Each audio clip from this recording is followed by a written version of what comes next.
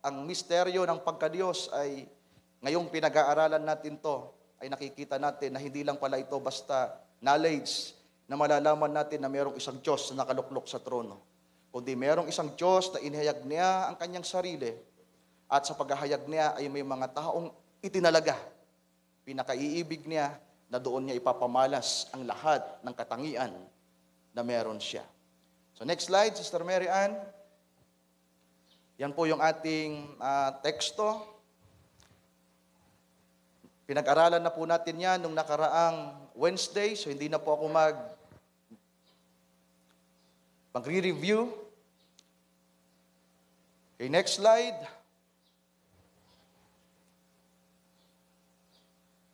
Yan yung ISB na tiningnan din po natin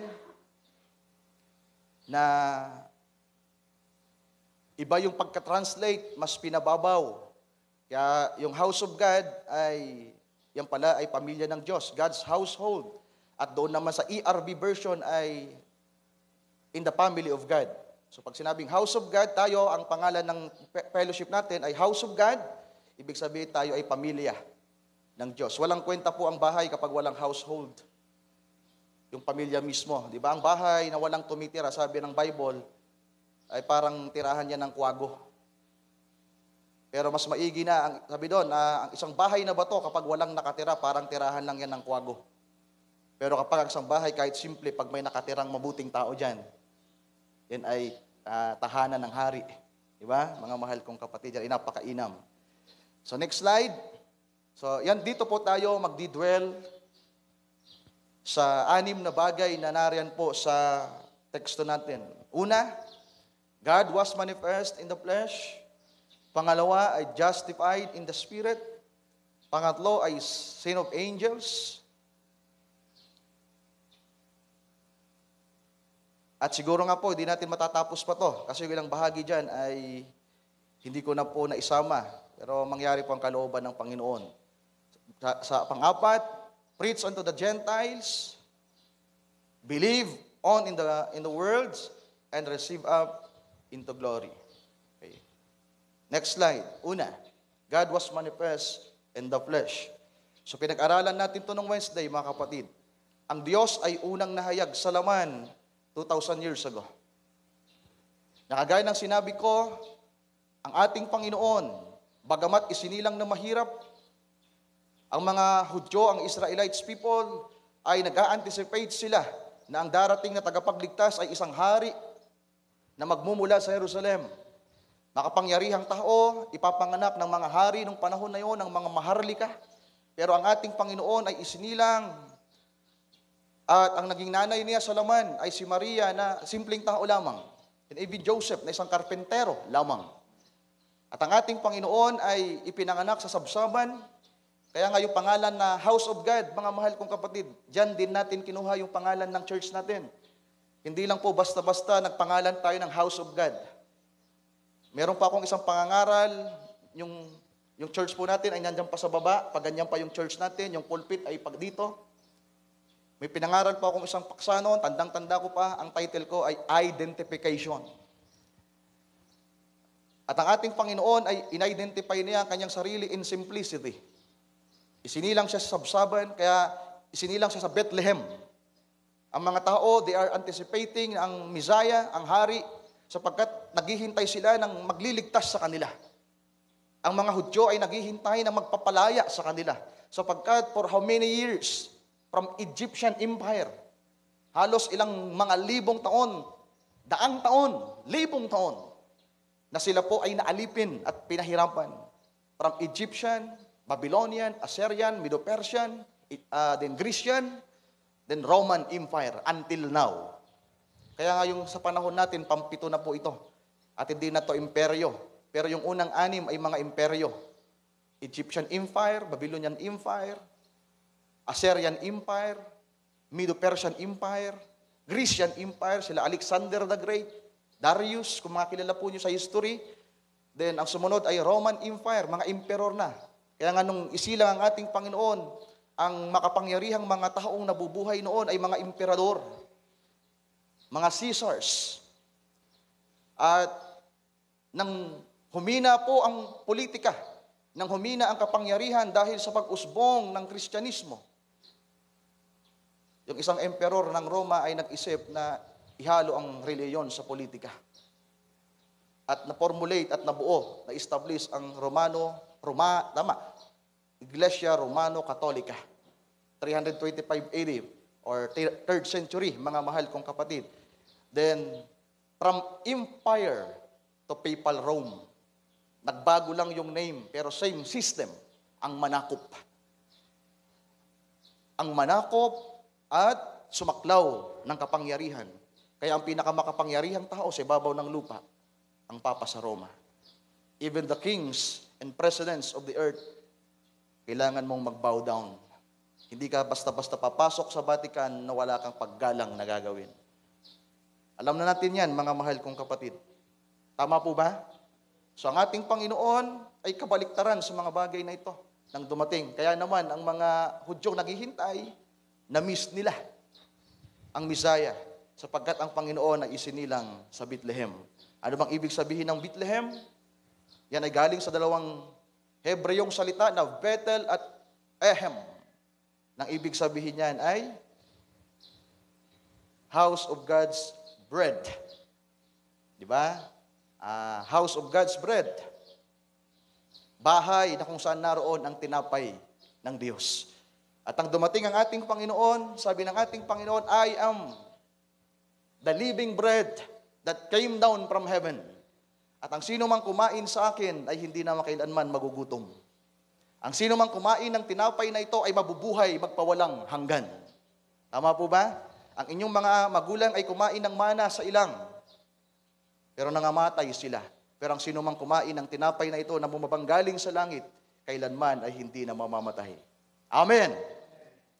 Kaya from bread, mga mahal kong kapatid, from House of God's Bread, yung church natin, kasi ang bread ay typology ng words. Kaya House of God's Word, ministry. Hindi ministry ni Brother Ryan, hindi ministry ng church na ito, ng building na ito, kundi word ministry. And who is the Word? Who is that Word? The Lord Jesus Christ. Meaning, this ministry is not the ministry of men. This ministry, this fellowship, is the continuation of the ministry of our Lord and Savior, our leader and founder, Jesus Christ. Amen. Ating palakpakan ng ating Panginoon, mga mahal kong kapatid. At 2,000 years ago, inihayag ng ating Panginoon ang godliness. At ang Ama ay nag-confirm. Ang ganda ng itinuro sa atin ni Brother Richard. Ikinonfirm ng Ama kung sino siya.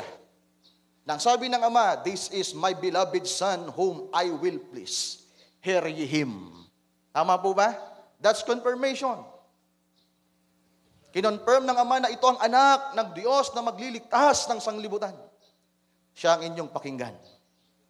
At hindi lamang ang Ama, ang witness. Sabi nga ng Panginoon, di ba, marami akong witness, may witness ako. Ang pinaka-witness ng ating Panginoon, ang Ama. Meron akong isang witness. Yung isa na yon, hindi na kailangan ng pangalawa, pangatlo. I have a greater witness, the Father who has sent me. Tama po ba? Ang tao, kailangan natin ng maraming witness kasi sinungaling tayo. Pero si Kristo, sapat ng isang titistigo. At yung testigo na yon, yung titistigo at yung titistiguhan at yung titistigo, parihas wala kang masasabi. Tama po ba? So, God confirmed kung sino ang ating Panginoon. Sa uling mga araw na ito, mga mahal kong kapatid, yung pangalawa, kinakailangan ang ma-confirm naman, ang mahayag naman, ang mag-manifest. Hallelujah! Sa buhay nila, ang kabanalang ito na ating pinag-uusapan ay ang nobya ni Kristo. Ang mga anak ng Diyos. Amen. Ang mga anak ng Diyos na pinalalago ngayon hanggang sa maging mga matured. Amen? Tayo ay isinilang bilang mga anak, kinilalang mga anak ng Diyos, pero hindi lamang tayo mananatiling mga anak. Dati tayo mga alipin. Tama? Nang dumating ang ating Panginoon, anong sabi niya sa atin? Tayo kanya naging kaibigan. I will no longer call you friends. I will no longer call you servant. For the servant know nothing about the Lord, his master, I will now call you friends. At sabi ng Panginoon, ibinibigay ng isang mabuting kaibigan ng kanyang buhay para sa kanyang mga kaibigan. At yun po ang ginawa ng ating Panginoon. Pero hindi lang doon. Sapagkat ang sabi ng ating Panginoon, ang sino mang tumanggap sa Kanya, ang sino mang sumampalataya sa Kanya ay magiging mga anak ng Diyos. Amen. At bago ang ating Panginoon napako, namatay at muling nabuhay, umakyat sa kalangitan, sa Kanyang mga talinghaga, Matthew chapter 22, ang kaharian ng langit ay kagaya ng isang hari na mayroong anak na inihanda ang kasalan. Matthew chapter 25, sabi doon, ang kaharian ng langit ay kagaya ng isang kasintahang lalaki. Tama po ba? At mayroong kasintahang babae ka. Yung mga anak ng Diyos na pinalalago, pag nag-mature sila, tayo ay nobya ni Kristo. Amen. Hallelujah. So yan po yung magiging kalagayan ng mga mananampalataya. So from sons of God to the bride of Christ. Next slide. Sa John chapter 14, binasa din po natin to nung last Wednesday, pero ang binasa ko lang ay ang verse 21. Yung sabi doon na, I will love Him and I will manifest myself to Him. Pero dito sa verse 17, umatras tayo ng ilang verses, sabi dito ng ating Panginoon, yung isusugo sa mga mananampalataya. Even the Spirit of truth. Nababasa niyo po ba? Even the Spirit of truth, ang ating Panginoon yan mismo, whom the world cannot receive. Yan, nakakalungkot na katotohanan. Kaya kahit anong gawin natin na pag-share, kapag ang isang tao ay parte ng mundo, hindi parte ng langit, hindi nila matatanggap ang katotohanan. Tama po ba? Ang espiritu ng katotohanan na magpapaunawa sa atin sa kalooban ng Ama na kinakailangan nating mamuhay ng may kabanalan. Hindi nila yan maiintindihan at hindi nila yan kayang ipamuhay sa kanilang sarili. Ang makikita natin sa kanila ay pawang mga kalaswaan at kahalayan, hindi ang kahinhinan at kabanalan. Pero thank God sapagkat may Espiritu ni Kristo na tumutulong sa mga anak ng Diyos na mabuhay ng may kabanalan. Hindi to sagan ng ating mga sarili sapagkat lahat tayo ay mahalay nung unang panahon. Until now, dahil sa kahinaan ng laman, ang ating isip ay nag-iisip ng mga bagay na marumi. Pero thank God, merong Espiritu ni Kristong nananahan sa atin. Ang Espiritong banal. Hallelujah. Kaya naman ang mga anak ng Diyos ay nagagawa nilang day by day ay mamuhay ng may kabanalan. Mamaya dadaanan natin yan, mga mahal kong kapatid. Kaya sabi dito, whom the world cannot receive because it sees Him not. Diba? Ang ibig sabihin ng sees, hindi nahayag sa kanila. But ye know Him. Amen. Kilala ba natin ang Panginoon? I hope so. But ye know Him, for He dwelleth with you. Kayo ang nakakaalam niyan. Sabi niyan, for He dwelleth with you and shall be in you. Nasabi pa ng Panginoon, I will not leave you comfortless. I will come to you. Amen. Sabi ng ating kapatid, Brother Chad, alam mo, binanggit mo na eh. Isa yan sa paksang inihahanda ko. God's approval. May nabasa po kasi ako sa Book of Acts chapter 2. Nasabi doon ng ating Panginoon ay inaprubahan ng Ama sa harapan ng mga tao. Kaya isang paksa din yan na pag-aaralan natin. Sabi ni Brother Chad kanina, ang isang mananampalataya, ang isang lingkod ng Diyos na inaprubahan ng Diyos, ay makikita natin ang presensya ng Panginoon sa Kanya. Ibig sabihin, mas makikita natin ang buhay na may kabanalan. Buhay na matuwid. Amen? Sa taong yan. Sapagkat sabi dito, ang espiritu ng katotohanan, ang espiritu ng buhay, sabi ng ating Panginoon, I am the way, the truth, and life. And what kind of life na meron ng ating Panginoon? A holy life. And Jesus says, I am the way, the truth, and the life. Kaya kapag tinanggap natin ang buhay na ito, manahan sa inyong puso, hallelujah, ang buhay na makasalanan, ang buhay na marumi dati, kapag tinanggap natin si Kristo sa ating mga puso, kaya ngayong awit kanina, ang ganda, create in me a clean heart, O God, and renew a right spirit within me. Renew a right spirit within me. Nakita ni David sa kanyang pagkatao na merong espiritong hindi tama sa kanya. Spirit of murder, spirit of adultery, spirit of traitors, jealousy. Kanang makita yun ni David, sabi niya, Lord, likhaan mo ako ng bagong puso. Alisin mo ang mga espiritong masama sa akin and renew a right spirit within me. At sana yun po yung ating dalangin, mga kapatid ko. At alam niyo ba, ito, si Brother Chad, nagbanggit din kanina, babanggitin ako ng medyo, mababaw lang ito, pero ito yung literal na nangyayari. May sinasabi ang Biblia na spirit of slumbering. Alam niyo bang ibig sabihin ng slumbering? Yan yung mga dalaga sa Matthew 25 na nangaantok at nakatulog. Kaya pag inaantok kayo, hindi yan espiritu ni Kristo. Spirit of slumbering. And that's demonic forces. It's either demon niya ng kahanginan o that's your demon. Narinig niyo ba yung pangaral ko dati? May demonyong mas masahol pa sa mga demonyo.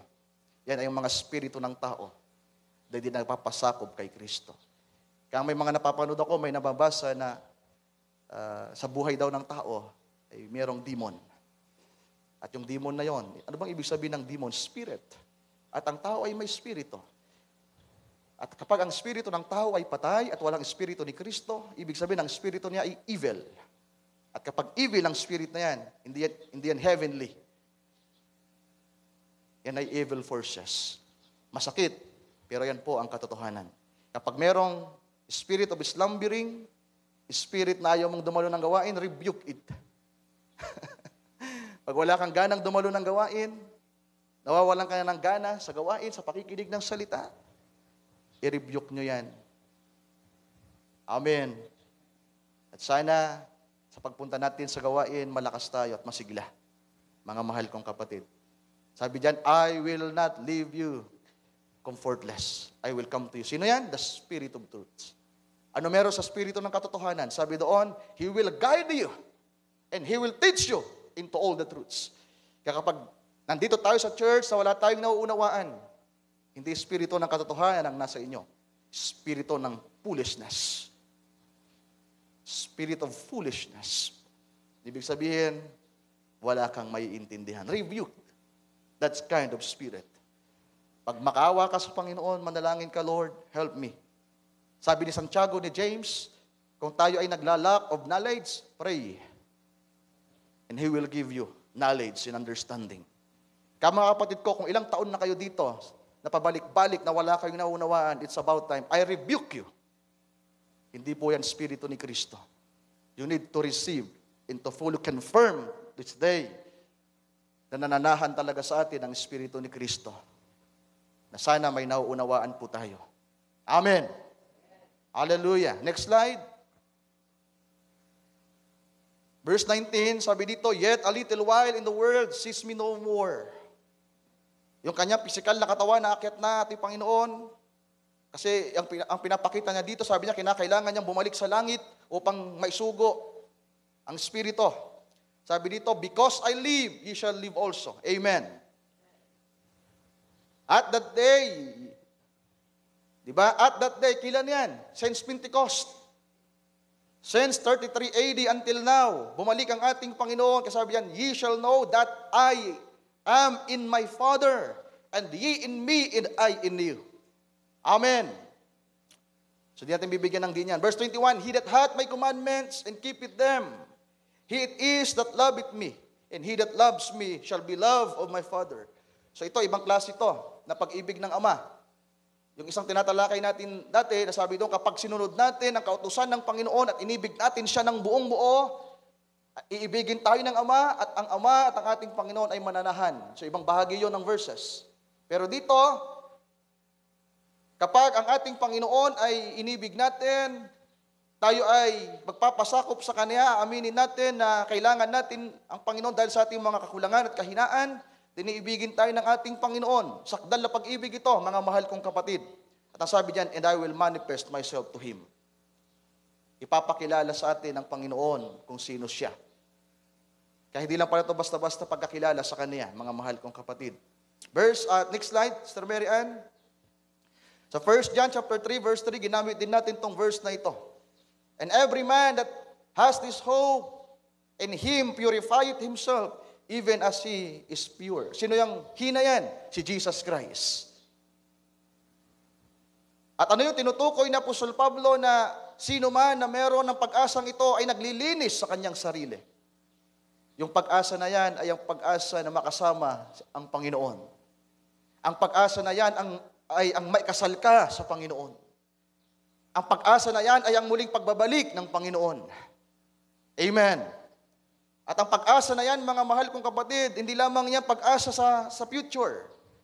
Kinakailangan ang pag-asang yan ay mula sa araw na narinig natin ang salita ng Panginoon, hallelujah, nang marinig natin ang katotohanan ng kanyang salita, na ganito ang nais ng Panginoon sa atin, dapat meron tayong pag-asa.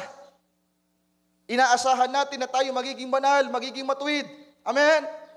Inaasahan natin dapat na may pag-asa sa atin na hindi tayo pababayaan ng ating Panginoon. At ang sino mang may pag-asa, ang sino mang may katiyakan na ang Panginoon ay nananahan sa kanya. At ang Panginoon ay muling babalik physically sa rapture, na kung paanong si Kristo ay umakyat sa langit, na nakikita ng mga apostol na pumapailan lang, lumilipad. Wala pa tayong nakitang taong lumipad. Sa Biblia may na-record ng taong lumipad si Elias, pero nakasakay sa karwahing apoy.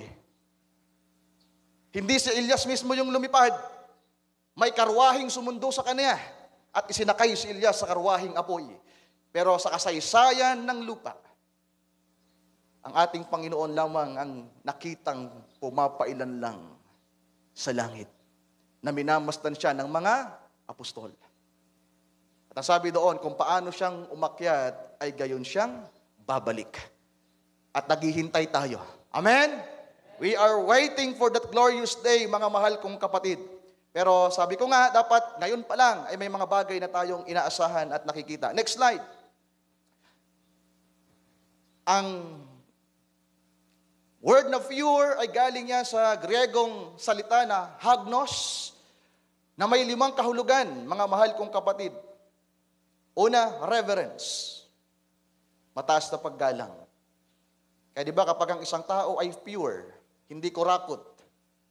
Kapag ang isang leader ay sabihin natin faithful, hindi kurakot, hindi mapagsamantala, mataas ang pagrespeto sa kanya ng kanyang mga nasasakupan. Tama po ba? Kahit ang mga leader ng church, kapag ang isang leader ng church ay malinis, walang kapintasan, sabi diyan, may mataas na paggalang. At yung pure na yan, ang una nating tinitingnan ay si Kristo. Di ba? Sabi doon, ang sino mang may pag-asa ay naglilinis sa kanyang sarili na kung paanong siya ay malinis. So ang unang ipinapakita na may ganitong character, may ganitong katangian ay ang ating Panginoon. Kagalang-galang.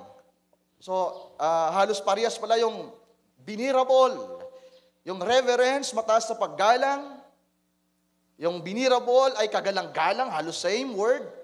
At merong chaste. Ang ibig sabihin ng chaste ay malinis o marangal. Tama po ba? Then yung word na modest, pagiging simple. At yung panglima, perfect. Pagiging sakdal o pagiging perfecto. Subantayan po ninyo yan, mga kapatid ko. Next slide. In the book of Titus, sa sulat po ni Apostol Pablo kay Tito,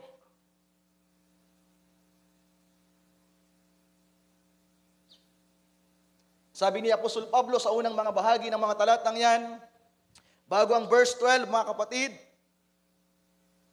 sa pamamagitan ng biyaya, tayo ay nangaligtas. Tama po ba? Through by the grace of God. Hallelujah. We are saved.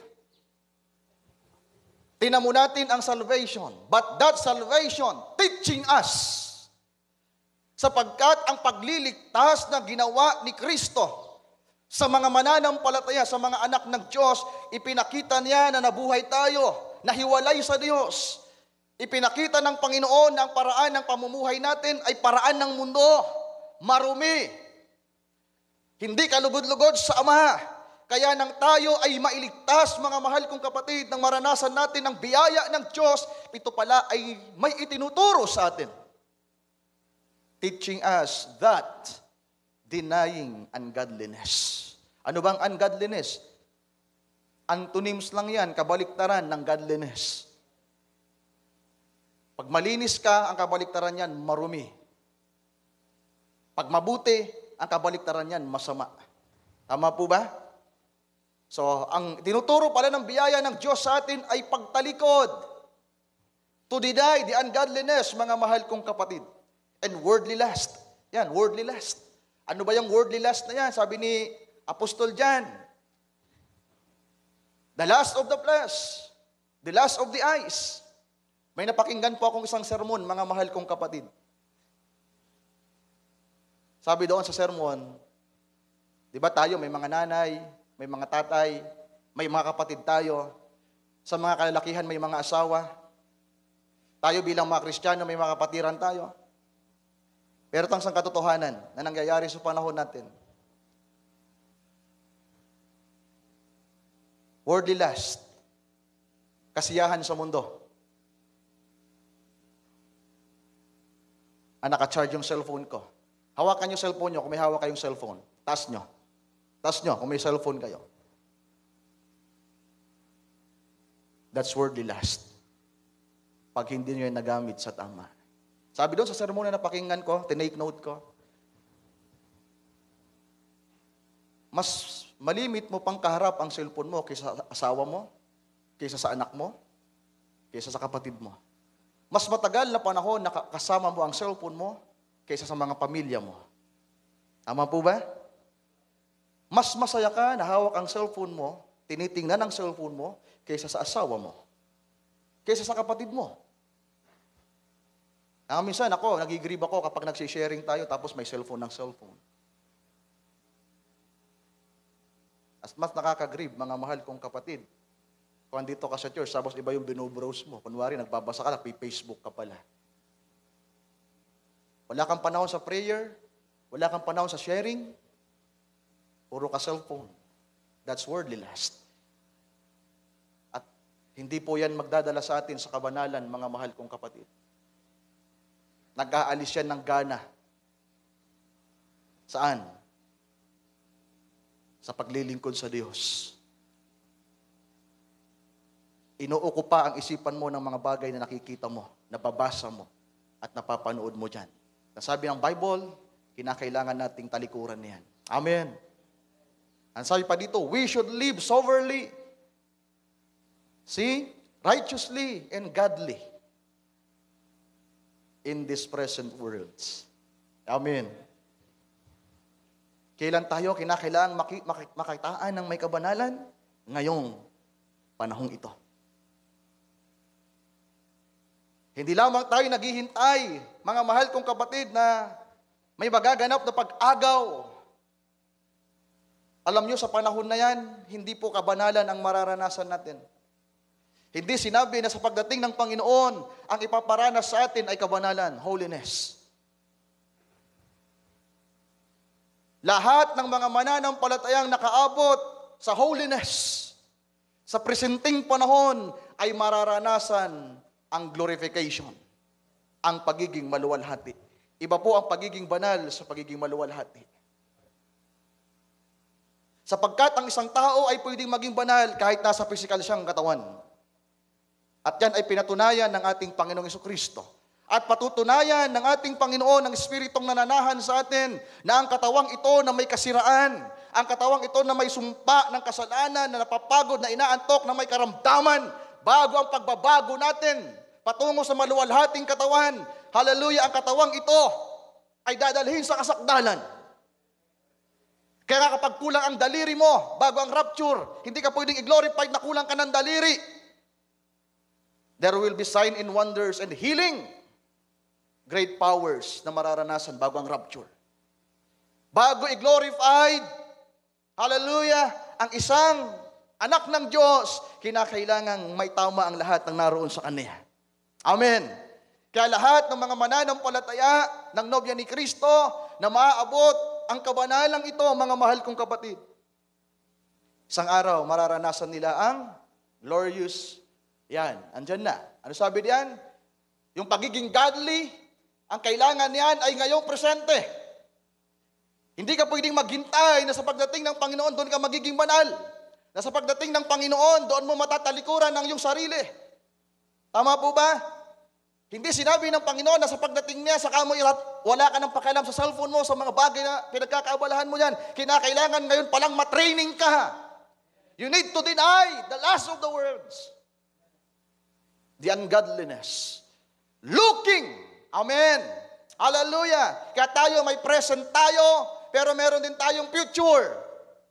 In this present age, in this present world, we know, kasama natin si Kristo, kaya tayo nakakapagpatuloy. Kaya nakakalimutan natin yung mga bagay ng nakaraan. Mga mahal kong kapatid, may nagiging pagbabago sa atin araw-araw. Pag nagkamali man tayo, pinagsisisihan natin, sapagkat merong Kristong kasama tayo.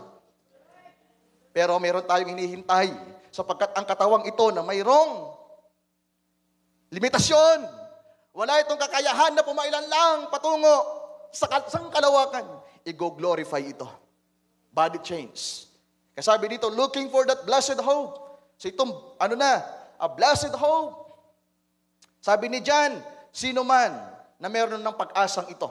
Pero sabi ni Pablo, hindi lang tubas sa pag-asa. Ito ay mapalad na pag-asa.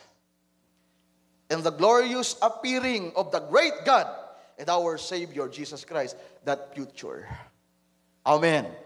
Makikita natin si Kristo na hindi lamang banal. Makikita natin si Kristo ang maluwalhati. Makikita natin siya sa mga alapaap kung ano ang kanyang itsura. Makikita natin siya kung ano siya. Amen. Excited na ba kayo makita ang inyong mapapangasawa? Sa may mga asawa dito, meron pong dakilang asawa. Bagamat lalaki si Brother Ryan, pero si Kristo magiging asawa ko. That's a spiritual thing. Hindi yan karnal na kaisipan. Kahit ang pagiging anak ng Diyos, hindi rin po yan pagiging pisikal at karnal. Dahil hindi naman tayo isinilang ng Diyos. Isinilang tayo sa Espiritu. Kaya ang pagiging nobya ni Kristo ay pagiging Espiritu. Amen? Ito yung mga espiritual na bagay, at ang sabi ni Pablo, ang mga espiritual na bagay ay hindi maiintindihan ng mga taong karnal. Kasubukan yung i-share yan sa mga taong nandyan sa labas. Ako nobya ako ni Kristo. What? Eh yung pagiging anak nga ng Diyos, di nila maintindihan, nobya pa ni Kristo. Kaya ang bride of Christ, mga mahal kong kapatid, hindi nyo maririnig yan sa ibang simbahan. Nowhere. Dito lang yan sa message. Sabi ni Brother Branham, I will no longer call you church. I will call you the bride. Amen. Pwede ba nating palakpakan ng ating Panginoon? Praise God. Hallelujah. Then verse 14. Verse 14, sabi riyan, who gave Himself. Ibinigay ng ating Panginoon ang kanyang sarili. Yan yung panliligaw. Di ba? Ibinigay niya ang kanyang pangako. Ibinigay niya ang kanyang sarili mismo, mga mahal kong kapatid. That He might redeem us from all iniquity. See, ang ating Panginoon bumaba 2,000 years ago para yung nobya ni Kristo. Ito matinding ko kung isa sa pelikula to, mga mahal kong kapatid. Gaya na nabanggit ko nung Wednesday, iniibig kita maging sino ka man. Diba? Simpleng tao lang tayo, tagalupa, ang nobyo tagalangit. Ang bahay natin, nasisira ng bagyo, pero ang magiging asawa natin, ang kanyang bahay ay nasa langit. Ang pag-aari natin ay kayang sukatin, wala pa tayong titulo, ang mapapangasawa natin may-ari ng universe. Hindi ba kayo natutuwa dyan? Di ba? At tinubos niya tayo, binayaran niya tayo, merong dowry. Nung unang panahon, bago mapangasawa ang isang babae, may dowry. Nagbabayad sa magulang, tama po ba? Di meron din yan. Dowry yan, Brother Ulson. Doubt, di ba? Okay, mamaya pag-aralan nga natin yan. Doubt, eh.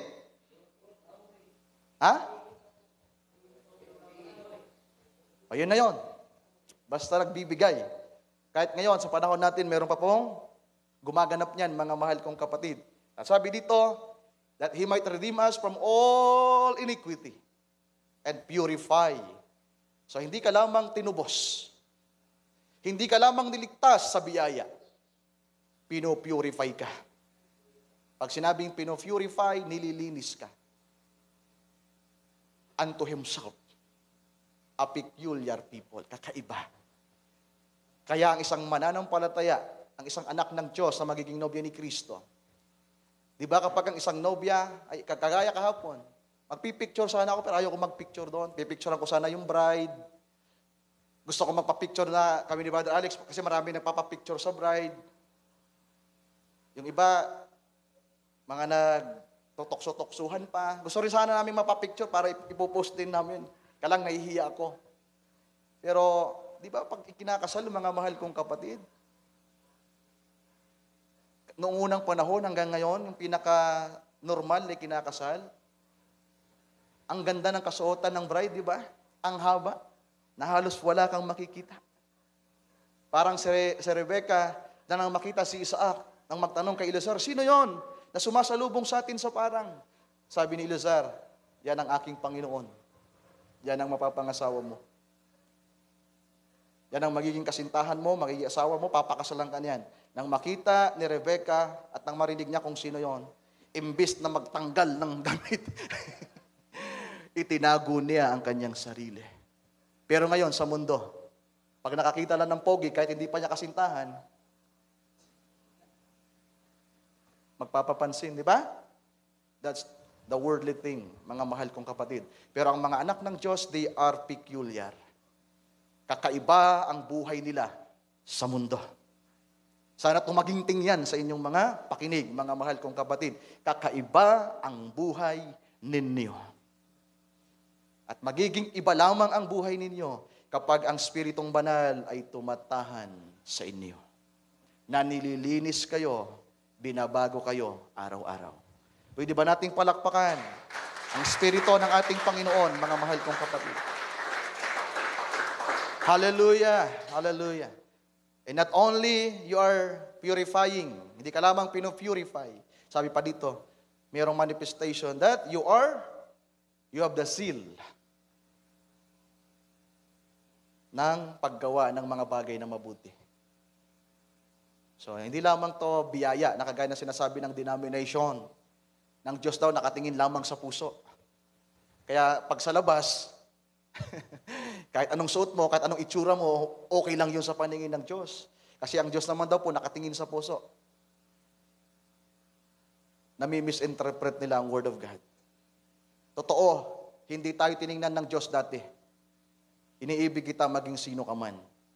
Pero kung ang Diyos natin, hallelujah, ay makapangyarihan na Diyos, ang isang totoong nobyang magmamahal, magpapasakop yan sa kanyang asawa. Kaya may mga bagay na ituturo sa atin ng Panginoon at kung ano yung tinuturo niya, ito yung ating mararanasan. Amen. Next slide, Sir Mary Ann. So ano ba ang word na purify?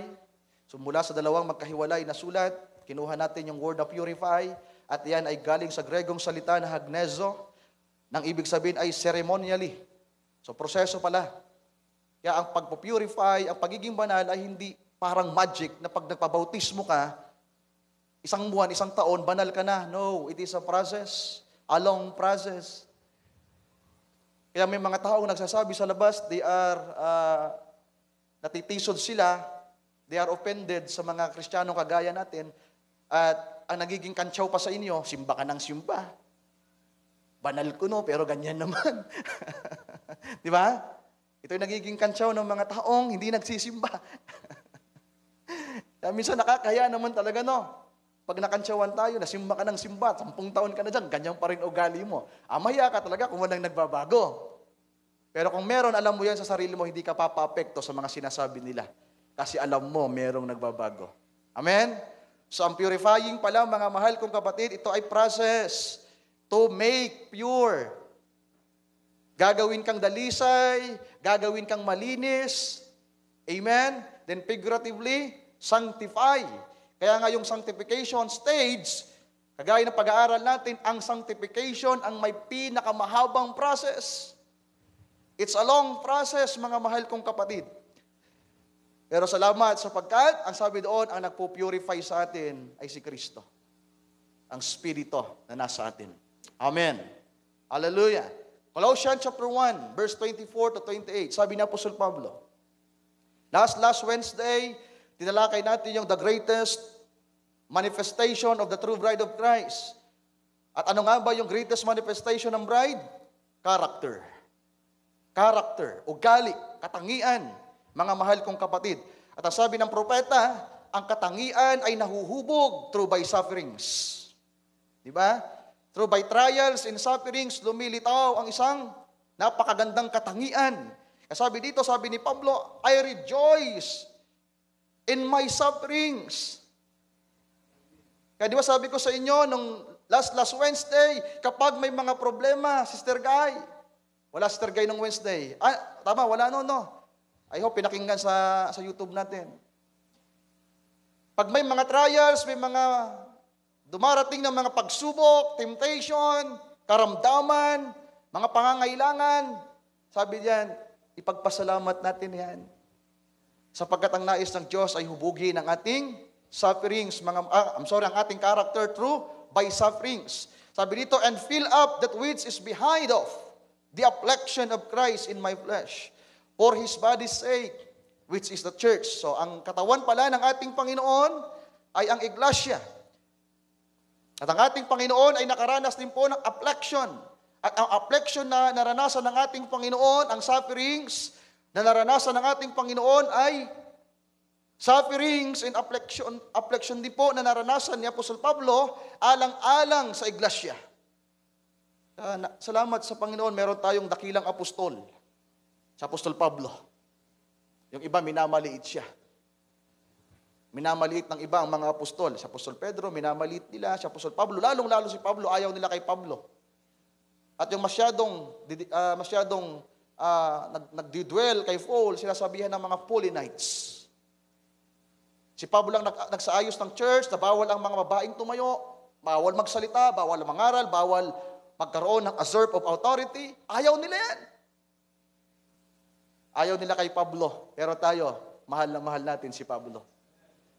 Siya ang binigay na apostol noong unang panahon para ibigay ang mga aral at doktrina. Sabi pa dito, sabi ni Paul, whereof I am made a minister according to the dispensation of God, which is given to me for you, to fulfill the word of God. Amen. Even the mystery. See? Yung ating pinag-uusapan, the mystery of godliness. Kasabi ni Pablo, meron daw pong hiwaga na naitago sa matagal na mga panahon. Even the mystery which has been hid from the ages and from generation. Ilang henerasyon na ito ay naging hiwaga na tago, but now is made manifest to His saints. Amen. Ang hiwaga pa lang ito ay naitago. Hindi na-reveal, hindi nag-manifest, pero nang dumating si Kristo, sabi ni Pablo, sabi ni Brother Branham, Christ is the mystery of God. Christ is the mystery of godliness. Amen. At ang sa pangaral pa ni Brother Branham, sabi naman niya, bride is the mystery of Christ. Amen. Hallelujah. Kasabi dito, yung hiwagang ito ng kabanalan, hallelujah, ang hiwagang ito ng buhay na matuwid, ay ngayon ay nahahayag na sa buhay ng mga banal. Hindi mo kinakailangang dumaan sa proseso ng ginagawa ng kinagisnan nating relihiyon. Diba meron silang tinatawag na, may tawag sila? Itinuro ko na yung dati dito. Yung meron nga tayo ditong kapwa Pilipino na ginawang santo. Pero matagal na siyang patay. Ginagawang santo, yung isang taong patay na. Pinag-aaralan yung buhay, meron silang mga qualification para gawin nilang santo. Di ba? Hindi yun. Yung canonization, iba yun. Meron pang isa na term. So, yun na yun. Yung kinagisnan nating reliyon ay kinakailangan mo munang mamatay para maging banal. At hindi ka magiging banal kung hindi ka nila pagkakasunduan. Pero si Pablo, ang kinikilala niyang mga banal ay ang mga mananampalataya na buhay. Amen. Ang mga totoong banal ay di mo kinakailangang mamatay para maging banal. Ang pagiging santo na totoo ay kinakailangang buhay ka pa, nakikita na ang kabanalan sa iyo. You are approved. You are confirmed. Kaya kailangan ma-confirm ito sa atin sa mga huling araw na ito, mga mahal kong kapatid. Next slide.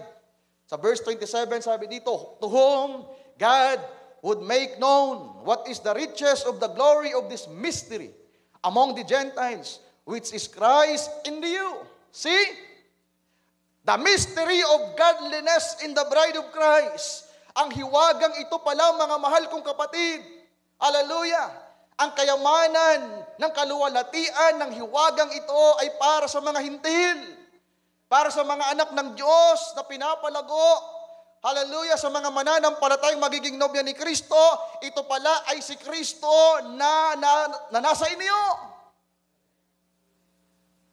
Kaya sana tiyak tayong kasama natin ang Panginoon. Christ in you, the hope, another future of glory. Kaya hindi tayo present lang. May present tayo. Mahalaga sa atin ang past, mahalaga sa atin ang present, mas mahalaga ang future. Amen. Sabi dito, nahayag ang hiwagang ito na si Kristo'y nasa inyo. The hope, pag-asa para sa kaluwalhatian. Amen. Whom we preach, warning every man, and teaching every man in all wisdom. Sabi ni Pablo, nangaral kami, nagbabala kami sa mga tao, nagturo kami sa mga tao sa lahat ng karunungan, that we may present every man perfect in Christ Jesus. Amen. So ito po pala yung ginagawa ng mga lingkod ng Diyos. Yung teaching, preaching, rebuke, warning. Salamat sa fivefold ministry, meron tayong apostle, prophet, evangelist, pastor, and teachers para sa ating perfection. Pwede ba nating palakpakan ang buhay na Diyos, mga mahal kong kapatid? Hallelujah. Thank God. That we may present every man perfect in Christ Jesus. Next slide. So yan yung tinignan natin kanina. Titingnan natin yung synonym ng word na pure mula sa Gregong salita, mga mahal kong kapatid.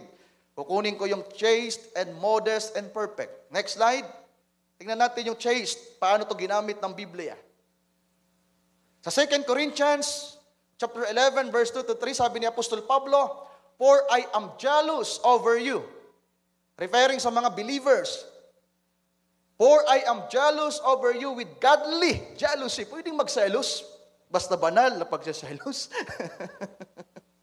Kaya ang ating Panginoon, di ba, Bay Alex, isa sa pangalan niya, I am jealous. Anong pangalan mo? Jealous. Yun ang name niya. Pero same time, yung binasa natin ng Wednesday, anong pangalan niya? My name is holy. My name is righteous. My name is Jesus. Yeshua. So galing niya, ang word na Jesus ay galing sa salitang Yeshua. Kaya Sister Chit, yung pangalan niyan, Yashwen. Galing yan doon, Yashwen, Yeshua. Gregong salita ng Jesus. Ang Jesus ay Ingles, Jesus, Tagalog. At ang Jesus ay pangalan, ang Yeshua ay pangalan, ang ibig sabihin ay tagapagligtas.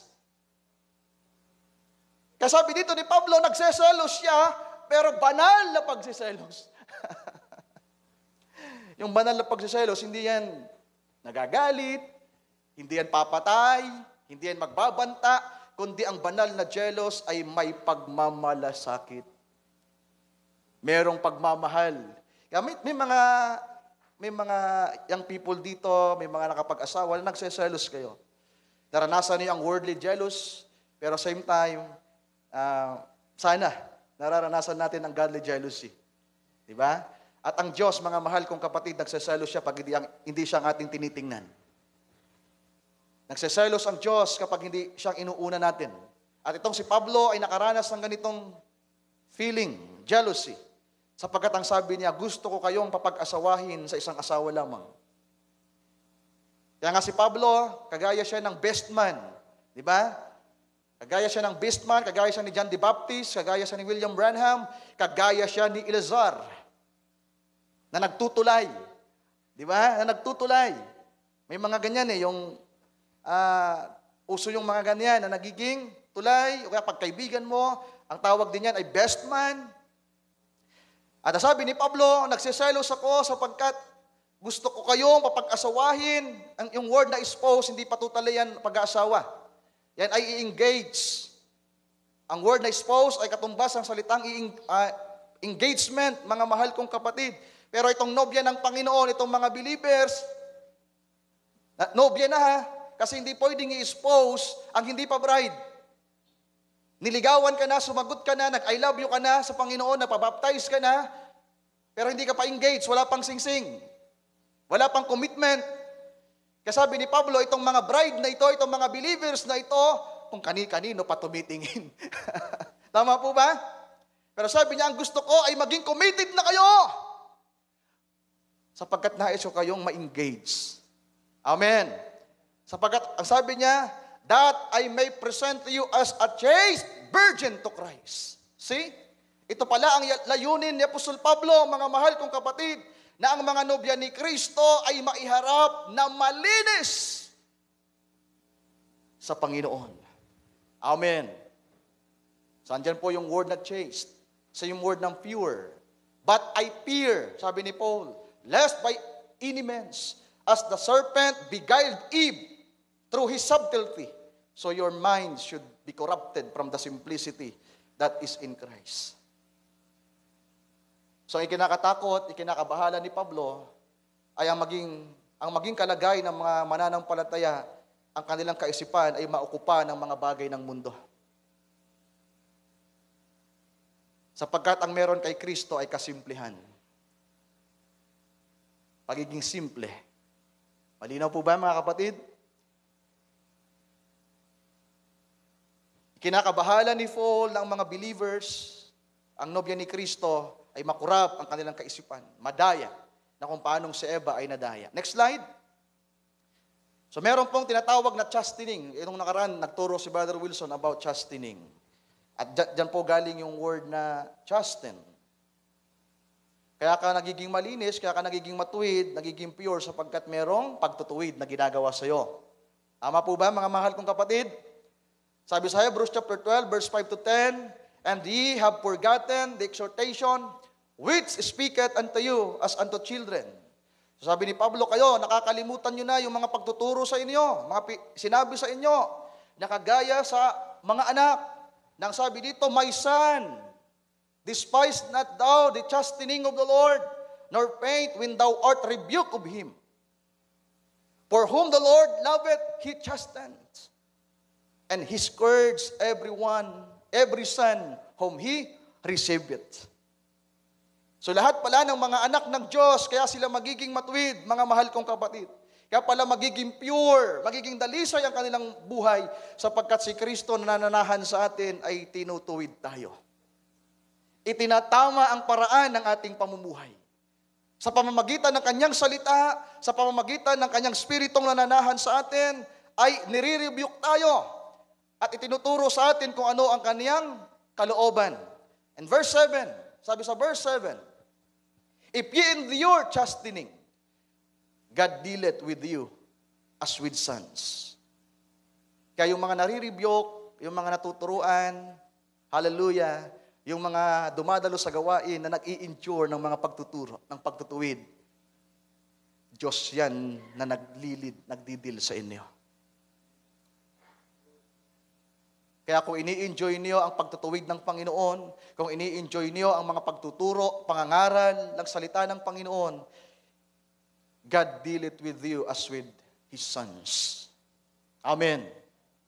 Sabi dito, for what son is he whom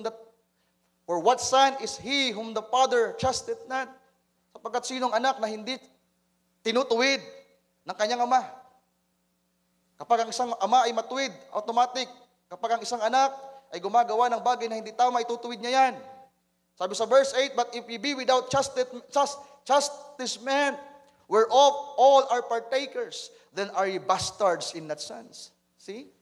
Kung hindi kayo tinutuwid, kung hindi nyo gustong maituwid, ma-rebuke, maturuan, mapangaralan, kung hindi nyo ini-enjoy ang mga pagtutuwid sa inyo, then you are bastard.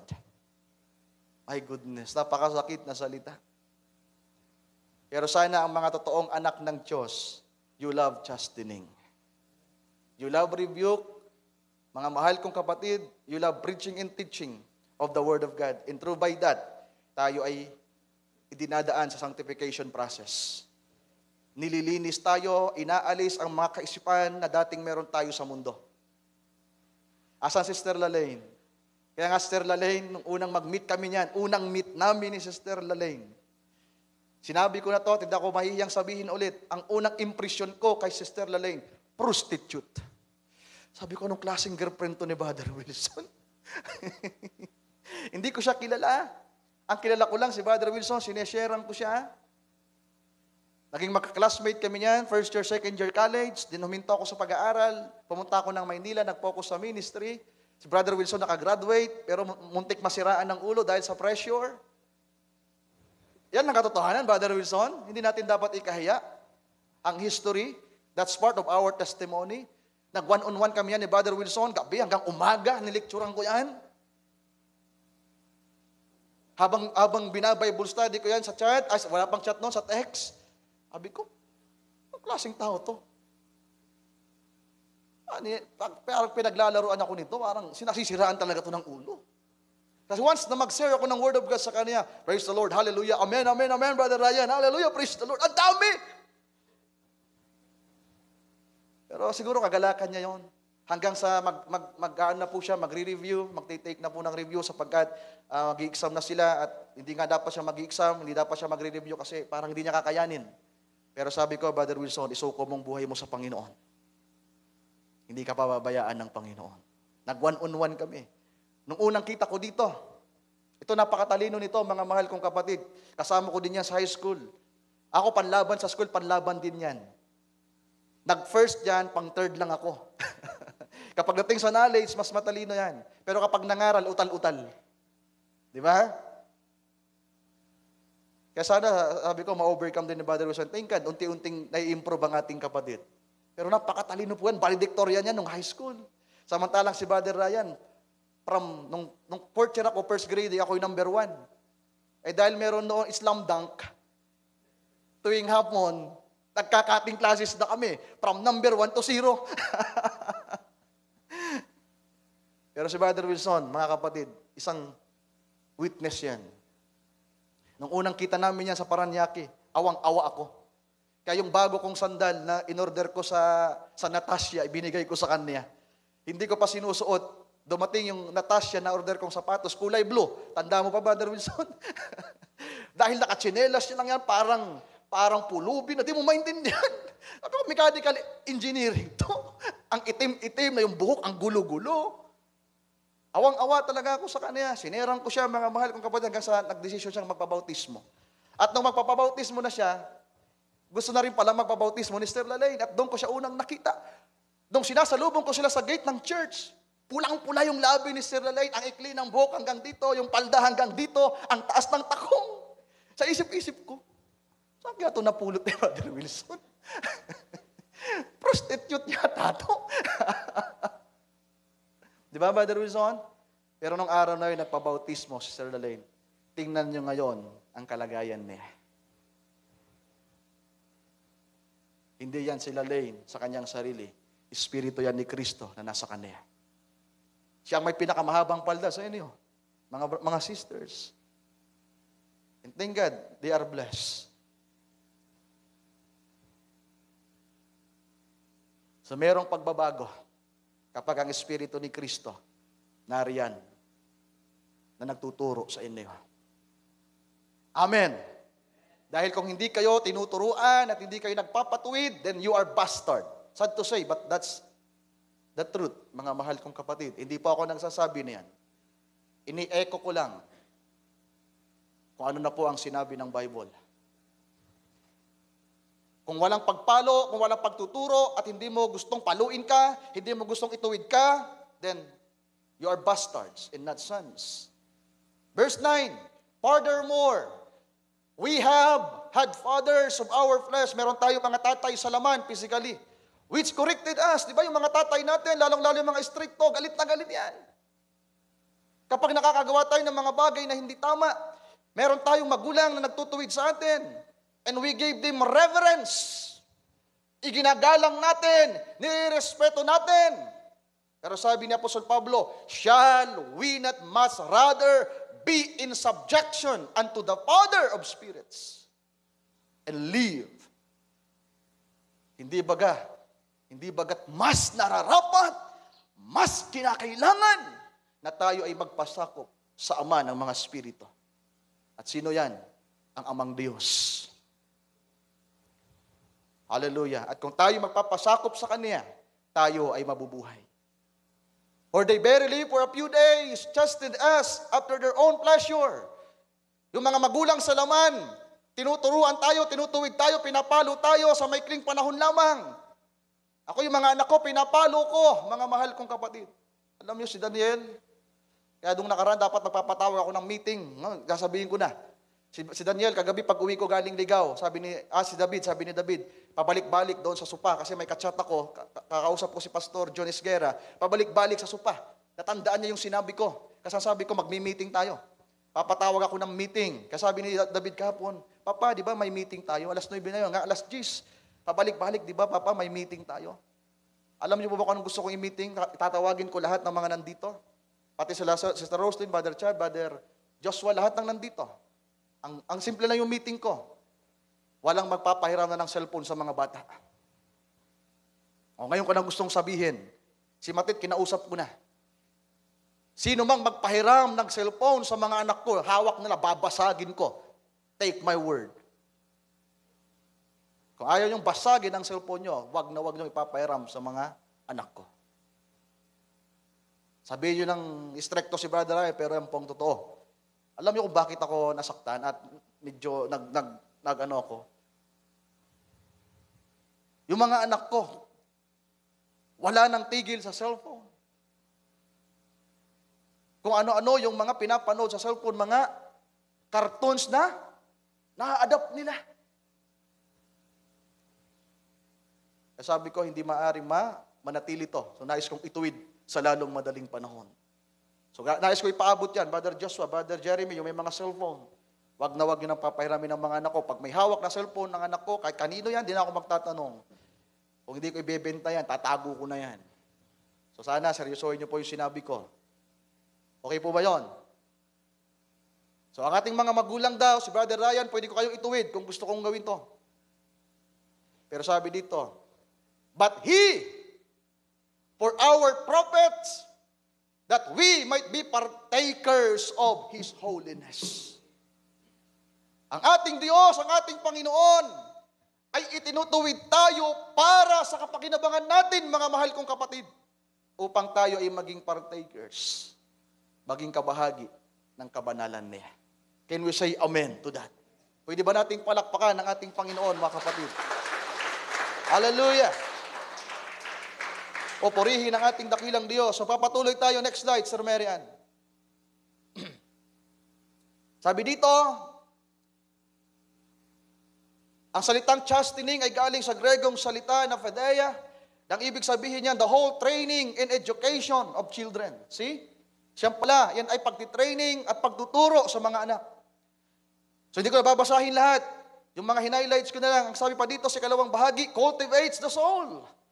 Ang pag-chasten pala, kahit pinapalo mo siya, nasasaktan siya sa kanyang pisikal, yung mga anak ko, pag pinalo ko yan, bumabakat talaga.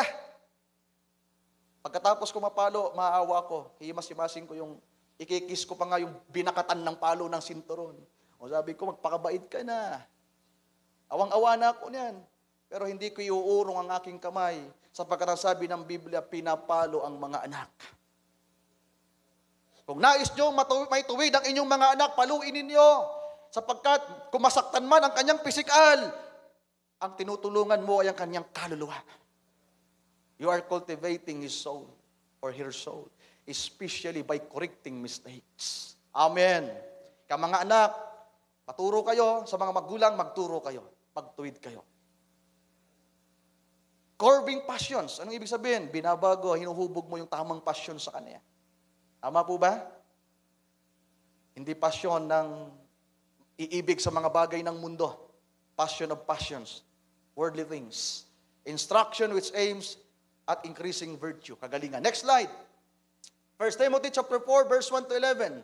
Hindi natin babasahin ang lahat ng verses, yung ilang mga verses lamang dito. Verse 1, Now the Spirit speaketh expressly, that in the latter times, ngayong panahon na yan, sumulat si Pablo nung unang panahon, pero sabi niya, humula na siya, na darating ang mga huling araw. Sabi dito, some shall depart from the faith, tatalikod sa pananampalataya, giving head to seducing spirits. So meron palang mga mapanlinlang, mapandayang mga spirito. Siniseduce kayo. Kaya mag-ingat tayo sa mga spiritong yan. Kung meron, rebuke natin yan. Pag ituwid tayo ng Panginoon, patuwid tayo. At sabi pa dito ni Pablo, and doctrines of devils. So meron din pong aral ang demonyo, mga mahal kong kapatid, ang diablo. Speaking lies in hypocrisy, having their conscience seared with hot iron. Next slide, verse 6.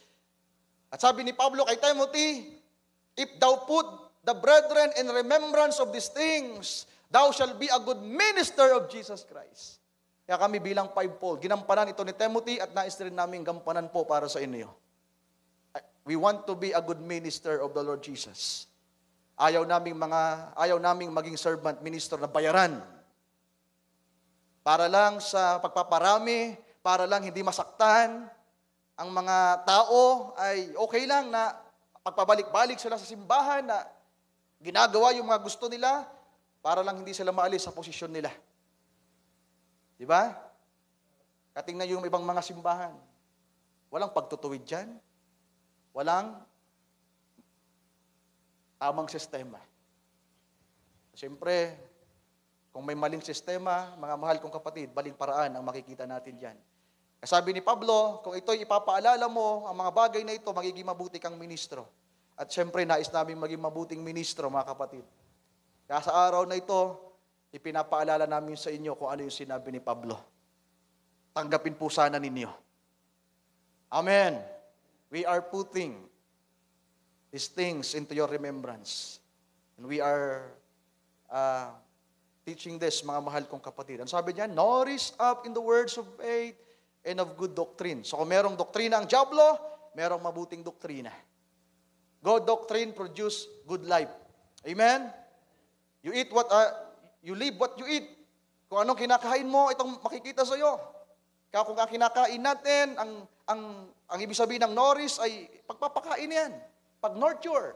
Kung ano yung kinakain natin, paano tayo inaalagaan, then yun ang makikita sa atin. And thank God, meron tayong salita ng Diyos. Mayroon tayong mabuting doktrina na ito ang ipinipid sa atin. Kaya merong nagiging pagbabago habang tayo ay lumalago sa pagiging anak ng Diyos. Amen. Hallelujah. Sabi sa verse 7, sabi pa dito, whereunto thou hast attained, but refuse profane and old wives' fables, and exercise thyself rather unto godliness. Ang godliness pala, mga mahal kong kapatid, ini-exercise ito. Ang kabanalan po pala ay ini-exercise. Ang karakter pala ay merong pag-exercise diyan. Kaya nga yung mga sister natin na nagpapalda, dati hindi naman niyang gusto. Di ba? Hindi kayo komportable. Yung mga brother na nagpapantalon, ako dati, mga mahal kong kapatid, ang favorite kong suot, maong. T-shirt. Hindi ako marunong mag-long sleeve, hindi ako marunong mag-polo shirt. Ang dami kong short noon na pang-basketball. Ngayon, pinamigay ko na, binenta ko, yung mga jersey ko, na mamahalin, original pa. Diba? Hindi madali ang kabanalan, but you need to exercise. Not only the girls, not only the sisters, kundi pati na sa mga brother. I want to tell you the truth, and I want to be honest with you, my beloved brother and sister. Mas mabuti nang masaktan ko kayo ngayon at mag-usap-usap tayo kaysa iurong ko ang tabak ng salita ng Diyos ngayon. Nasasaktan po ako every time na may nakikita kong brother na naka-short sa lansangan. Naunawaan ko pa sa bahay, na intindihan ko kasi nasa bahay ka. Pero pag nakita kitang nasa labas na nakashort ka, it grieved me at nasasaktan ako. Mahal kita, kaya ako nasasaktan. Mahal kita, may pag-iingat ako kaya hindi kita nire-rebuke. Pero habang nandito ko ngayon sa pulpito, nais kong sabihin sa iyo, kung sino ka man, mahal kita kapatid. And I want to address this right now. Ang kabanalan pala ay pag-i-ehersisyo ito. Hindi ito magiging komportable sa atin. Kapag sinikap natin ang kabanalan, unti mong inalis ang mga bagay na dating kinasanayan mo, kung dati ay nagpupulbo kang sister, mas nakakalungkot pa kung brother nagpupulbo, nagpa-foundation, my goodness. It grieves me. You need to exercise to put away the things and exercise the godly living. Tumatayo ka na, kung may mga kabataan ditong tumatayo na nangangaral, exercise the godliness. Hindi magiging epektibo ang ministry nyo. Hindi kayo lalago kung hindi nyo ipinamumuhay ang bagay na sinasabi sa inyo. Hindi nyo mararanasan ang persona ni Kristo sa buhay niyo. He will not manifest into your life, unless na minahal niyo ang kanyang salita, nagpakumbaba kayo, Lord, nais ko nang alisin ito, hindi pala ito tama. Mamahalin ito, Panginoon ko, galing pa ito sa Lazada. Sayang yung pag-aabala mo ng mga ilang oras para sa pagpapaganda, pagpapagwapo. You have the time for that thing, pero wala kang panahon para tingnan ang salamin ng salita ng Diyos. I-check ang iyong sarili kung okay ba. Mas abala kang tingnan ng iyong sarili, harap at likod. Pero pagdating sa salita ng Diyos, hindi mo ini-examine ang iyong kaluluwa. You need to exercise the godly living. Amen. So ito pala ay pag-i-ehersisyo, mga mahal kong kapatid. Imbes na gawin natin yung mga bagay na hindi tama sa mundo, then we need to exercise. Next slide. For bodily exercise, profiteth little. Yung pagbabasketball namin, kaya kami nagbabasketball, alam ko ba, ano nasa isip ko, bakit ako nagbabasketball? Gusto kong pumayat. Gusto kong maging pitted. Pero maliit lang po palang pakinabang niyan. Ang pag-iersisyo, nagbubuhat ka, di ba? May barbell tayo diyan, may basketball court tayo diyan. That's a good thing. Pero maliit lamang ang kapakinabangan niyan. But godliness, hallelujah, ang kabanalan. But godliness is profitable unto all things. Sa lahat ng bagay. Having promise of the life that now is. See? Sabi ni Pablo, kinakailangan nating mabuhay ng may kabanalan in these present words. Ano sabi ni Pablo? Having promise of the life. Anong klaseng buhay nga to? Banal na buhay. Ipinangako ang buhay na ito na may kabanalan sa nobya ni Kristo para mahayag ngayon. Para sa kasalukuyan. Amen. And of that which is to come. Ano naman ang meron sa buhay, sa paparating? Ang kaluwalhatian. The hope of glory. At ang sabi pa ni Apostle Pablo, this is a faithful saying and worthy of all acceptation. Mga kapatid ko, tanggapin nawa natin to ng buong buo. Ito ay tapat na pasabi. Katanggap-tanggap. At kung tatanggapin natin to, sasalubong tayo kay Kristo na malinis at marangal. Ating palakpakan ng ating Panginoon, mga mahal kong kapatid. Hallelujah! Purihin ang ating Panginoon, mga mahal kong kapatid. Malapit na tayo magtapos, sakto yung oras ko. Salamat sa Panginoon. Yung bagay na nihanda ko dito sa aking PowerPoint ay sakto. Pero may mga bagay tayong hindi madadaanan doon sa unang 6 na pinakita ko. Yung God was manifest in the flesh, justified in the spirit, so hindi natin inabot yung ilang bahagi doon. Sin of angels. Next slide, Sister Mary Ann. Next slide. Wala na dito? Nope. O wala dito sa, ano natin. So dito na lang ako titingin. 1 Timothy chapter 4, sa pagpapatuloy, verse 10. Okay na yan, Brother Joshua. Sabi sa verse 10, for therefore we both labor and suffer reproach.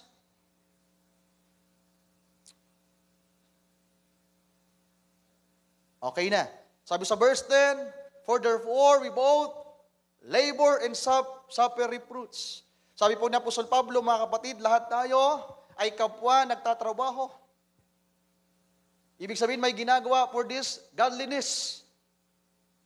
At kapag ipinamuhay po pala natin ang kabanalan, mga mahal kong kapatid, meron tayong mararanasang panunuya. Ang mga sisters natin, lusyang.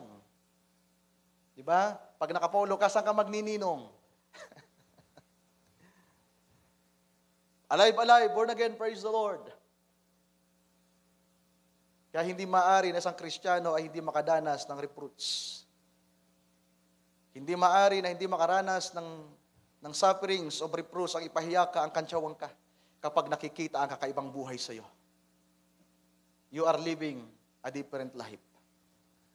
You are living a peculiar people, kakaiba ka. Kung ang mga tao sa labas, ang mga babae ay nagsisiksihan, inilalantad at ipinapakita ang kanilang kagandahan at kanilang katawan, ang mga anak naman ng Diyos, ang nobya ni Kristo, ipinapakita ang kasimplihan. Amen. At ganun din dapat sa mga brothers natin. Next slide, sir. May kadugsong pa. Sabi dito ni Pablo, because we trust in the living God. Amen. Magagawa pala natin to kung tayo ay nagtitiwala sa Diyos. Hindi mo magagawang ipamuhay ito. Hallelujah. Hindi mo magagawang i-exercise ito. Hindi mo magagawang trabahuhin ito. Maliban na nagtitiwala ka sa Diyos. But if you are trusting in the Lord, magagawa mong gawin ito. Kasi nagtitiwala ka sa Panginoon. Sabi dito, who is the Savior of all men, especially of those that believe. Meron bang mga mananampalataya dito sa Diyos? Pumalakpak ang mga mananampalataya ng Diyos. Hallelujah! Praise the Lord! Purihin ang ating Panginoon sa umagang ito, mga mahal kong kapatid. Sa inyo ng mga sumasampalataya na nagtitiwala sa Diyos, you will suffer labor and reproach. May tatrabahuhin tayo, mga kapatid ko. Okay, last two slide. Nais ko pong basahin ang quotation ng propeta. Sa preaching ni Brother Branham na Church Ages, Book 09, Laodicean. Makikita niyo po sa baba yung libro kung nasaan. Church Ages, from the Book of 7 Church Ages. Sabi ni Brother Branham, the false vine,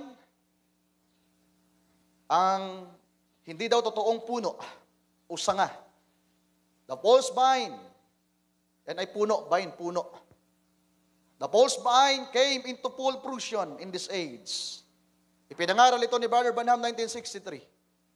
Sa panahon niya, nakita na niya na unti-unti nang nagmamanifest ang naitanim na binhi sa panahon ni Pablo, yung Antikristo nakapasok, yung may Nicolaitan spirit. Sabi ni Brother Branham, yung spirito ng kaaway na naghasik ng mapanirang binhi ay nagpasimulang espiritu lang muna. Diba? Sa unang kapanahunan ng iglesia, sa panahon ni Pablo, espiritu lang ito na nakita ni Pablong pumasok ng lihim. Pagdating sa mga sumunod na kapanahunan, yung spirit ay naging aral, naging doktrina. Pagsunod ng kapanahunan ng iglesia, Pergamos, yung aral ay naging deeds na. What is deeds? Gawa. Kapag pasok ng Thyatira, ika-4 na iglesia, ano nga bang ibig sabihin ng Thyatira? Dominating power. Nagdomina ang mga babae.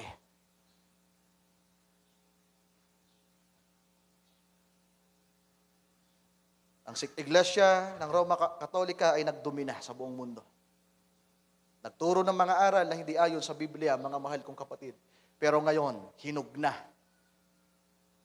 Katignan nyo gaano karumi, gaano kahalay ang mundo na kinabubuhayan natin. Pag bumisita kayo sa mga bilangguan, isa-isahin yung tanungin, anong relihiyon mo? Anong aral mo? Kung hindi Islam, ang pinakamarami dyan, mga Katoliko. I believe that. That's only my discernment. Hindi ko pinag-aralan yan, pero sa isip ko, ang maraming nakakulong dyan.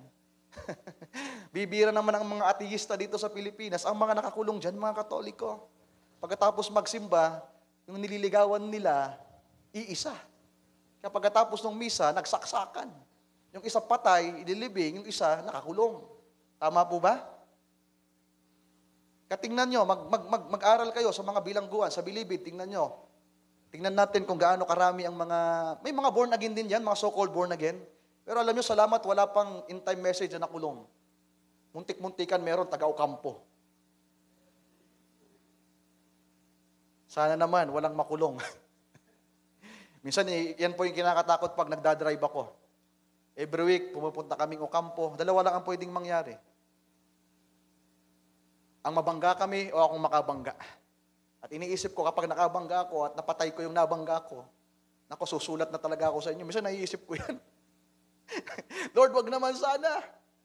Yung mga anak ko, mga bata pa, pero minsan iniisip ko, dahil sa mga pagkukulang pa, sa mga kahinaan, minsan naiisip ko, kung ako ay papaluin ng Panginoon na hindi ko inaasahan, minsan naisip ko na baka sa pagbiyahe namin, merong biglang tumawid na bata, tumawid na tao, masagasaan ko. Yung batas ng Pilipinas, kahit mali yung tumawid, pagpatay yan. Pwede kang makulong, tama po ba, Brother Alex? Kung wala kang pambayad. Sabi ko, pag ako nakabangga, dalawa lang pwede mangyari. Sa sasakyan namin ang merong mamatay, o kaya yung mabangga namin ang merong mamatay. Hindi po madali yung pagparoot pa rito. Sa pagbiyahe, mga mahal kong kapatid. Automatic makukulong si Brother Ryan pag nangyari yan. Magiging Pablo na talaga ako. I-enjoy natin yung pagsulat doon sa bilibid. Mga taga-Nabwa. Pero wag nawang ipahintulot ng Panginoon ang bagay na yan. Sapagkat napakasarap maglingkod na malaya. Lalong-lalo na kung merong gagawing dakila ang Diyos sa mga huling araw na ito, mga kapatid. Sabi dito, tatapusin ko na po, sabi dito, her fruit would mature and ripen. Kaya sabi doon, by their fruits you shall know them. Sa pamagitan ng kanilang mga bunga o mga gawa ay makikita nyo sila. Katingnan nyo paraan ng pamumuhay nila, hinog na. Ang mga taong nasa labas, malapit na silang anihin. At ano sabi ng Bible? Aanihin sila. Di ba? Igagapos sila. Aanihin din sila. Hindi lamang yung trigo ang aanihin. Ang sabi pa nga ng Bible, ang unang titipunin yung mga mapanirang damo. At pagkatapos ay susunugin.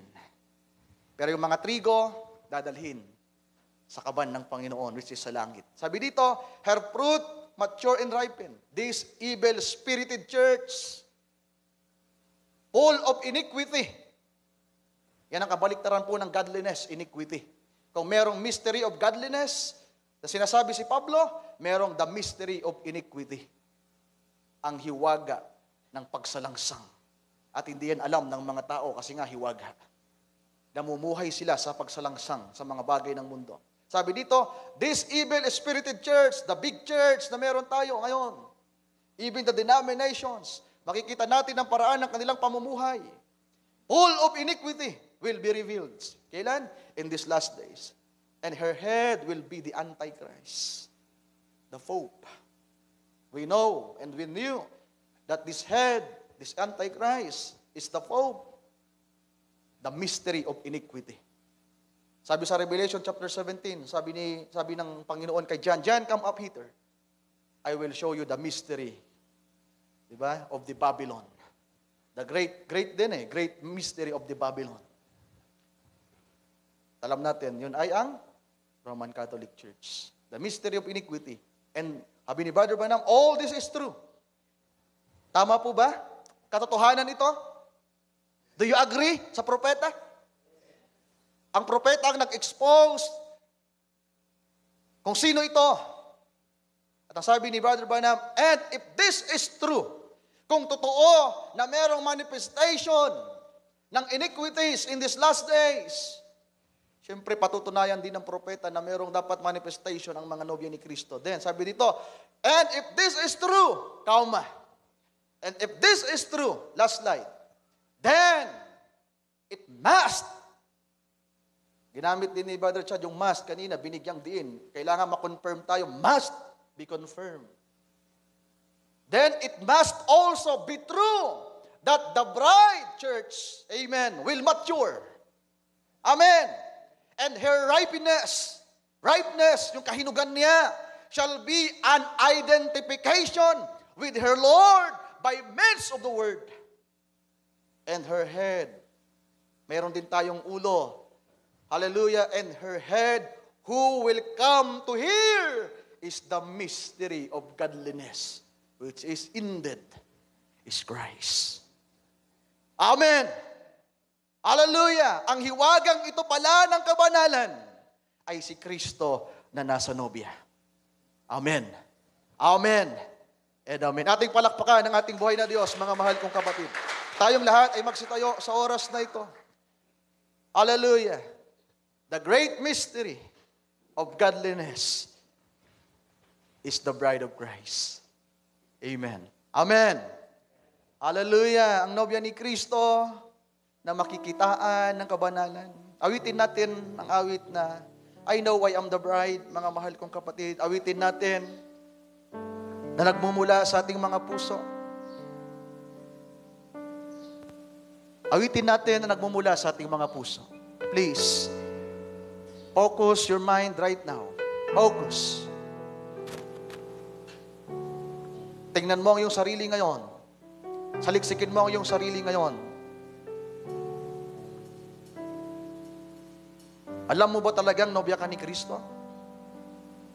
Then kung nobya ka ni Kristo, isipin mo din ano bang nobya ni Kristo ang babalikan niya. Isang nobyang banal. Hallelujah. Isang nobyang malinis. Walang kulubot, walang kapintasan. Isang nobyang banal, isang mananampalatayang banal. Hallelujah. Sabi ni Pablo, nagseselos ako ng isang makalangit na pagseselos. Sapagkat gusto kayong papag-asawahin sa isa lamang. At ito'y si Kristo. Mga nobya ni Kristo, ito rin po ang hangarin namin, tayong lahat, ay mahiharap kay Kristong walang kapintasan. Amen? Hallelujah. Awitin natin yan from the heart, mga mahal kong kapatid. Sa mga nakakasaulo, yuko natin ang ating mga ulo. Habang inaawit ito, sa mga hindi alam, pwede kayong tumingin sa monitor natin. I know I am the bride that you're returning for, dressed in garments white and wrinkle-free.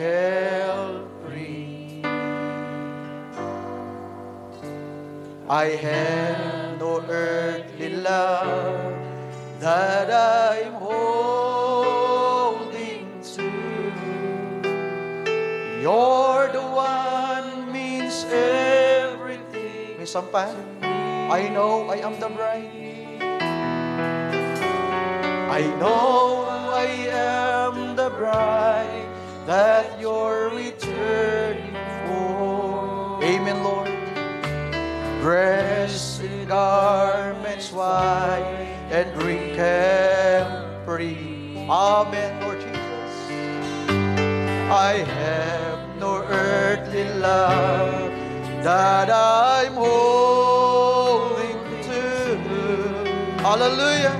You're the one who means everything. Hallelujah, Lord. Hallelujah. And I will sing. Oh, hallelujah. I will worship you. I will bow myself down humbly at your throne. I will do anything, and I will give everything to you alone. Sa Tagalog, awitin natin. Hallelujah. Alam kong ako isa sa nobya na Jesus. Alam kong ako'y isa sa nobya ni Jesus. Banal dalisay, banal dalisay at malinis. Amen, Lord. Hallelujah. Walang angking katwira maihahayag. Ikaw lamang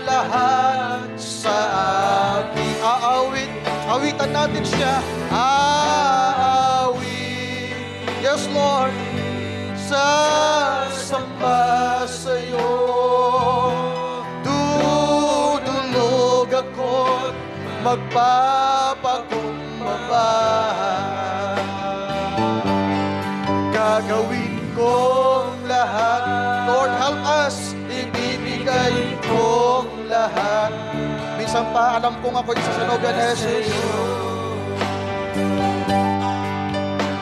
Alam kong ako'y isa sa nobya ni Jesus. Banal, dalisay. Hallelujah. Amen, Lord Jesus. Hallelujah. Walang aking katwiran o maihahayaan pagkat ikaw lamang, Lord. Amen, Lord Jesus. Hallelujah. Hallelujah. Awit, Lord. Tanggapin mo ang aming pag-awit sa iyo. Tanggapin mo ang aming pagsamba sa iyo. Tanggapin mo, Lord, ang paglilingkod namin sa araw na ito. Yes, Lord. Hallelujah. Gagawin kong lahat. Ibibigay kong lahat para sa iyo. Aawit, aawit, oh, sasamba sa iyo. Dudulog ako, magpapakumbaba. Amen, Lord. Gagawin kong lahat, ibibigay kong lahat para sa iyo. Hallelujah. Awitin natin sa marahan na walang instrumento, mga kapatid, bago tayo manalangin. Alam kong ako'y isa sa nobya ni Jesus. Banal, dalisay, at malinis. Can we say amen? Walang angking katwirang maihahayag. Ikaw lamang lahat sa akin. Can we say amen? Amen. Aawit, sasamba sa iyo. Dudulog ako, magpapakumbaba. Gagawin kong lahat, ibibigay kong lahat para sa iyo. Gagawin kong lahat, ibibigay kong lahat para sa iyo. Can we say amen, mga kapatid? Amen, Lord. Grant it, Lord Jesus. Lord, ang awit na ito ay isang napakataas sa pag-angkin at pagkilala kung sino kami. Dakilang Diyos, salamat sa mga salita mo. Meron kaming buhay na pag-asa sapagkat sinabi mo na tatahan ka po sa bawat isa sa amin at iahayag mo ang iyong sarili. Tuturuan mo kami sa lahat ng katwiran, sa lahat ng katotohanan. At tutulungan mo kami, dakilang Diyos, na mamuhay ng may kabanalan. Lord, kung may nagawa man kami mga bagay na mabuti, kung may naging pagbabago man sa aming buhay, ito ay hindi dahil sa ginusto lamang namin, kundi nariyan ka na nagtuturo sa amin. Nariyan po ang mga salita mo na patuloy kaming itinutuwid, Lord. Patuloy kaming pinapangaralan at patuloy ka naming napapakinggan na nangungusap.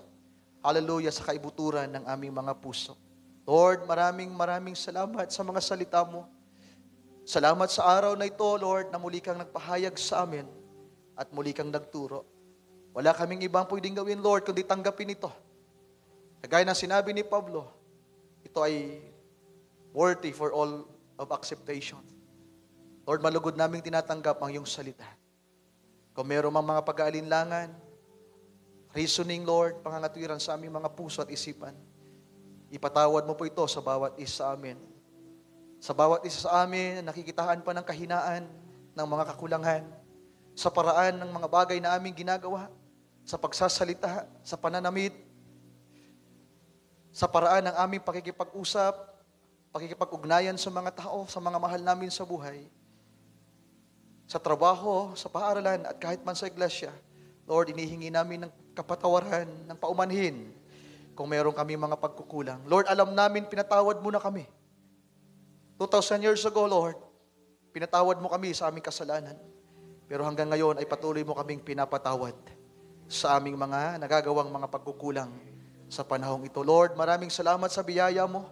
Nakagaya ng sinabi ni Juan na minamahal, Lord, na kung kami ay magpapahayag ng aming mga kasalanan, tapat ka na magpapatawad at maglilinis sa amin sa lahat ng kalikuan. Lord, sa umagang ito, sa araw na ito, kasama po ang aking mga kapatid sa pangunguna ng iyong lingkod, muli naming inihingi ng paumanhin at ng tawad ang lahat ng aming mga pagkukulang, pagkakamali at pagkakasala.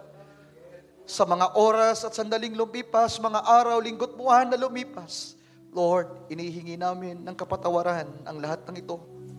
At muli kaming umaasa, dumudulog sa iyo, na patuloy niyo po kaming linisin, Panginoon, isanctify ng iyong salita, isanctify ng iyong Espiritu, Panginoong Diyos, upang kami ay maging mga banal sa mga huling araw na ito, na bago ang pag-agaw, bago ang iyong pagparito, bago ang pagbabago ng aming katawang may kasiraan, patungo sa katawang maluwalhati, ay mahayag sa aming mga buhay ang hiwaga ng kabanalan. Ang kasimplihan, Panginoon, na walang makikita sa aming katawan, sa aming isipan, sa aming mga pananalita, na anumang mga bagay na mahalay at kahiyahiya po sa iyong harapan.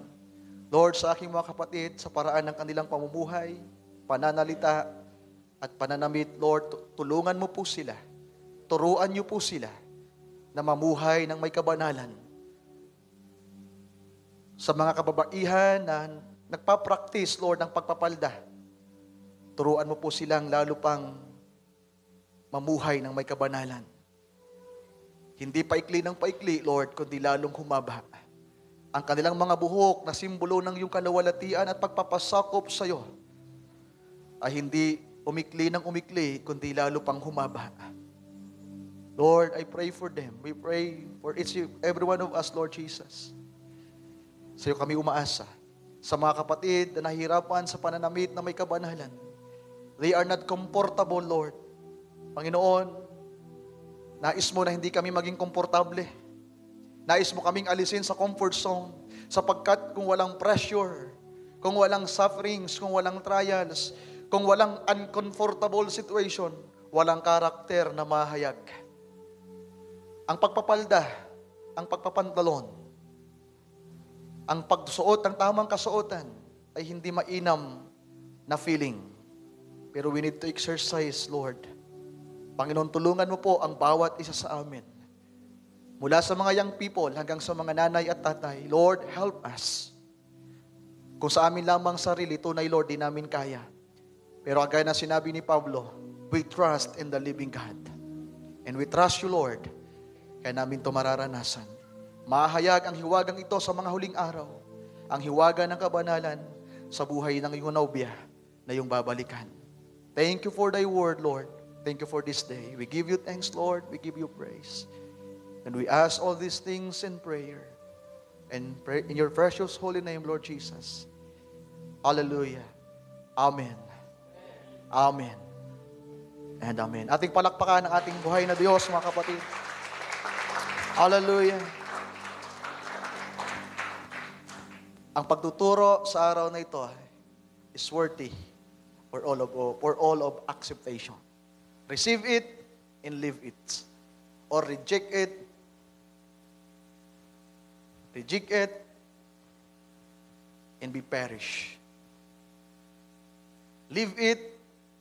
Receive it, live it, and be glorified. Amen? Or maybe you want to reject it. Nasa inyo po yan.